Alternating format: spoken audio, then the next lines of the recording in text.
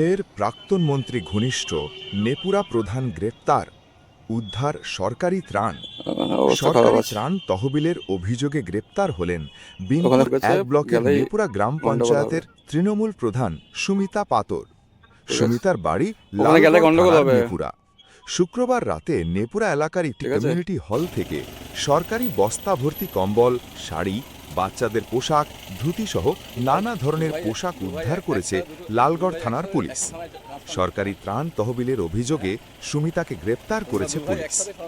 এর আগেই মন্ত্রী ঘনিষ্ঠ একের বিরুদ্ধে বালি ও মাটি চুরির পর এবার সরকারি ত্রাণের ত্রিপল এবং শাড়ি লুঙ্গি চুরির অভিযোগ উঠেছিল রাজ্যের প্রাক্তন মন্ত্রী বীরবাহা হাঁসদা ঘনিষ্ঠ এক ঠিকাদারের বিরুদ্ধে।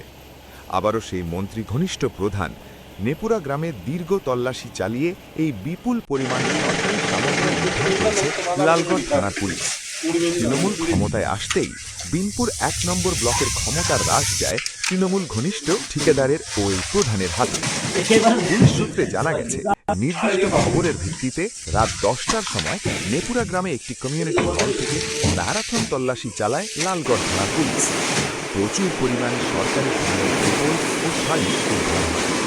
এছাড়াও এই প্রধানের বিরুদ্ধে টেন্ডারের নাম করে বিভিন্ন জায়গা থেকে বিপুল টাকা লোপাটের পাশাপাশি বালি ও মাটি চুরিতেও দীর্ঘদিন ধরে তার নাম জড়াচ্ছিল।